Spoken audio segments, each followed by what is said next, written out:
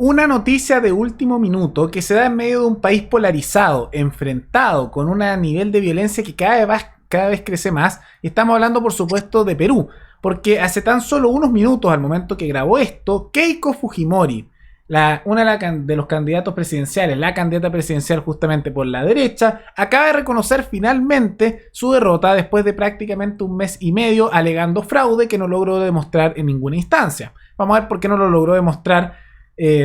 Porque hay un tema medio legal ahí, que sus abogados fueron bastante malos, eso hay que entenderlo. Y vamos a entender en qué estado llega a asumir Pedro Castillo, que insisto, Pedro Castillo es de un partido que se declara a sí mismo como marxista-leninista. La mejor forma de verlo es como que fuera el Jadwe peruano, nada más que ahí él ganó, en cambio en Chile no. Qué suerte por Chile, ¿no? Y vamos a ver un poco qué significa esto, porque la polarización ha aumentado bastante en ese país y eso ha traído consecuencias que lleven a mayores enfrentamientos, mayor violencia y una serie de consecuencias negativas.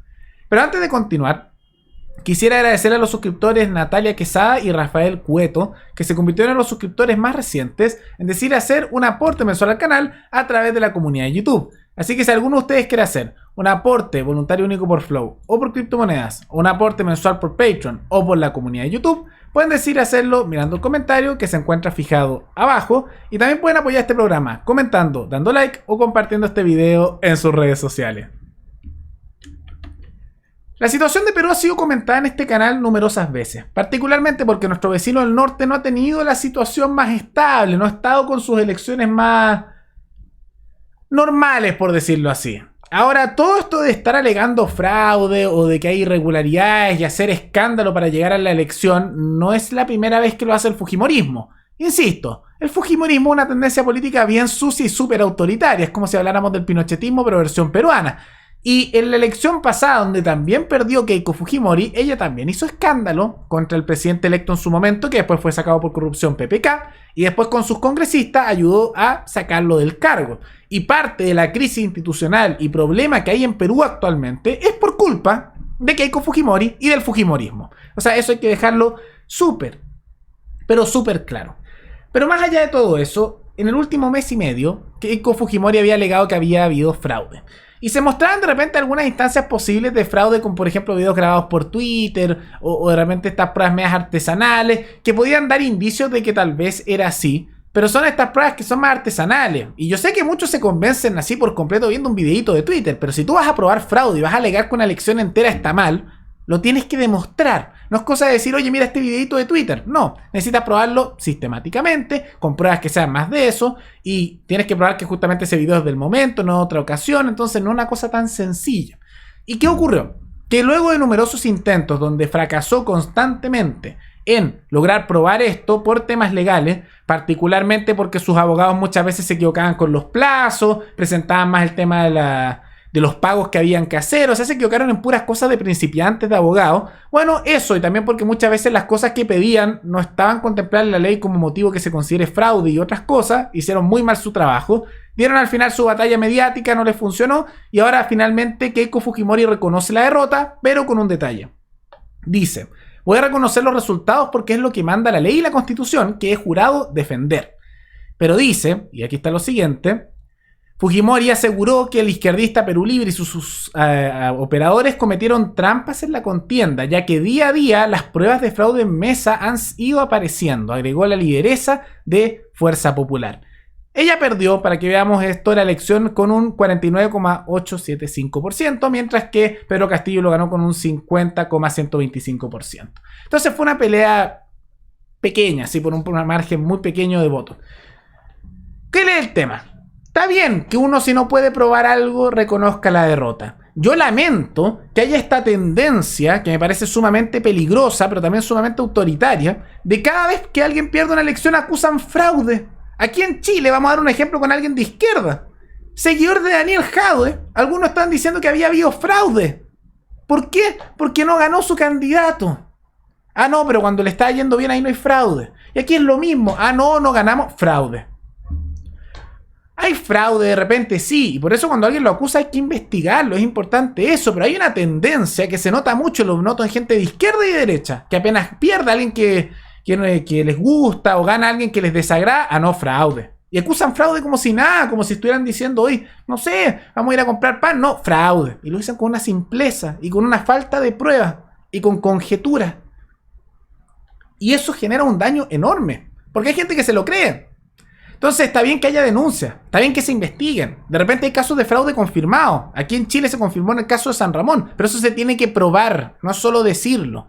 Y aquí, a pesar de que reconoce la derrota porque no pudo probarlo, ¿qué hace esta señora? Ah, no, bueno, pero es que igual todos sabemos que hubo fraude. Pero si no lo pudiste demostrar. Bueno, tendencia autoritaria. Más allá de eso, ahora va a asumir el caso de Pedro Castillo, presidente ahora electo de Perú, que su proclamación es inminente y asumiría dentro de este mes. Si no me equivoco, el 25 de este mes debería asumir como presidente. Y él asume siendo un presidente no moderado, sino que por un partido que es Perú Libre, que es liderado por Vladimir Cerrón, que es un partido que se declara a sí mismo como marxista, leninista, mariateguista, es de izquierda radical.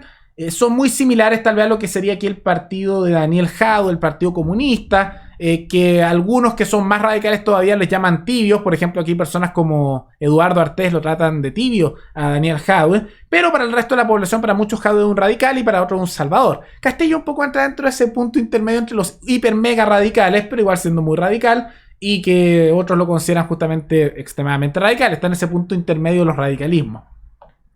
Y él llega con un discurso primero de rechazo al centralismo, de rechazo a la corrupción y de mejorar la calidad de vida de las personas. Pero dentro de sus proyectos ha propuesto, copiando de Chile en parte, el tema de la propuesta de Daniel Jadue de una ley de medios, de control de prensa, peligroso, estatización de medios de producción, alzas de impuestos, impedir temas que empresas inviertan o que se vayan del país. O sea, es un proyecto a nivel país sumamente estatista y sumamente corrupto con lo que se quiere hacer. Y sumado a eso, también a nivel moral, va con una política que es sumamente conservadora.